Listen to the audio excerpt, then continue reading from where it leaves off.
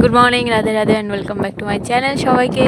আজকে আমি চলে এসেছি মাঠে, আমাদের জমিতে। এখানে বিচন ধান লাগাচ্ছে।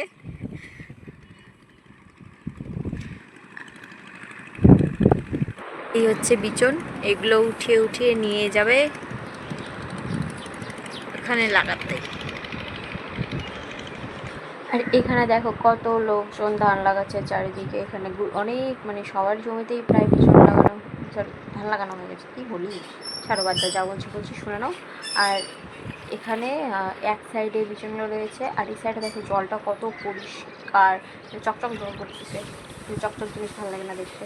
তো ভাবলাম এবার আমিও চলে যাই যেখানে আমাদের ধানগুলো লাগাচ্ছে আর কি। এই জমিটাতে আমাদের আজকে ধানগুলো লাগানো হচ্ছে, প্রায় 2 দিন ধরে কাজ চলছে। তো আজকে হলো 3য় দিন। এই জায়গাটাতে বিচনগুলো উঠিয়ে এনে তোমাদের সামনে বিচনগুলো দেখলাম। তো এখানে এনে ধানগুলো লাগাচ্ছে। তো এবার আমার মাথায় একটা বুদ্ধি আসলো, কেননা আমি এদের কাজে একটু সহযোগিতা করার জন্য আমাকে তো ওই পারে যেতে হবে, তাই না? তো আমি আর বাবা চলে আসলাম ওই পারে। আর আমাদের এই জমিটাতে এখানে একটা রয়েছে গাছ।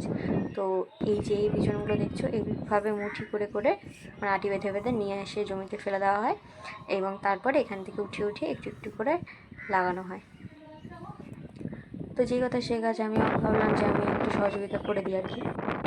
একদিকে অতিরিক্ত পরিমাণে হাওয়া চলছে এবং আরেকদিকে এই কাদা, এই দুটোর মধ্যে সম্মুখীন হয়ে কাজ করা যে কতটা ডিফিকাল্ট, সেটা আমি আজকে বুঝতে পারলাম প্রথমবার। যে যারা কাজ করে মাঠে তাদের সত্যি প্রচণ্ডই অসুবিধা হয়। আর অতিরিক্ত পরিমাণে হাওয়া চলছে, তোমরা দেখতে পাচ্ছ হয়তো ব্যাকগ্রাউন্ড ভয়েসটা, খালি হাওয়ারই সাউন্ড। আমি যে কথা বলতেছি পাশ থেকে পাশে সেটাও শোনা যাচ্ছিলো না, তার জন্য আমাকে এখন ভয়েস ওভার হয়েছে। নচেত ওই ভয়েসগুলো দিয়ে দিলেই আমার যথেষ্ট ছিল। এগুলো খুব ঝামেলার কারণ।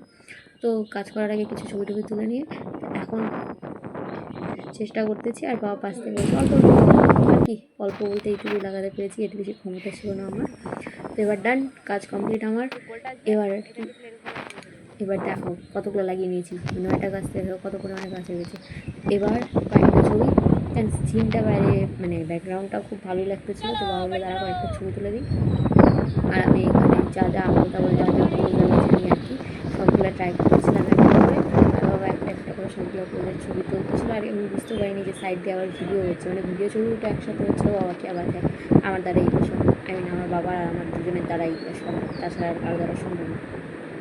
তো এবার অনেক বেলা হয়ে গেছে, প্রায় 1-1.5 ঘন্টা আগে আমি জমিতে এসেছিলাম। এখন বাড়ি যেতে হবে আমাকে। তো বাড়ি যাচ্ছি। আর এদিক থেকে পিছন থেকে যে বাবা ভিডিওটা বলছে, এটাও আমার জানা ছিল না। ওটা অনেকক্ষণ পরে যখন ঘুরিয়ে দেখলাম যে ও আচ্ছা, বাবার হাতে ফোনটা রয়েছে, বাবা ভিডিওটা কন্টিনিউ করছে। তো আমি বললাম যাক ঠিক আছে, খুব ভালো, আমারও আজকের ভিডিওটা হয়ে গেল কমপ্লিট। তো আর কি, ওখানে চলে যাওয়ার পরে এই পাতলা সরু আল দিয়ে আসতে হচ্ছে, তার মধ্যে আরও ক্যাতক্যাতে কাদা, পা পিছলে যদি পড়লাম। তো আমিও তো গেলাম, সেটা বড় কথা না, যে ধানের গাছগুলো যে লাগানো হয়েছে সেগুলো মাটির নিচে ঢুকে যাবে। বেশি আর লাভ নেই, ভিডিওটা অনেক বড় করেও লাভ নেই। তো তোমরা যারা যারা আমার চ্যানেলে নতুন, তাহলে অবশ্যই চ্যানেলটিকে সাবস্ক্রাইব করে দেবে, এবং যারা পুরাতন তো না, নমস্কার, তোমাদেরকে অনেক অনেক ধন্যবাদ ভিডিওটা দেখার জন্য। তো আবার ক্যামেরাটা ঘোরাতে হবে, চলো।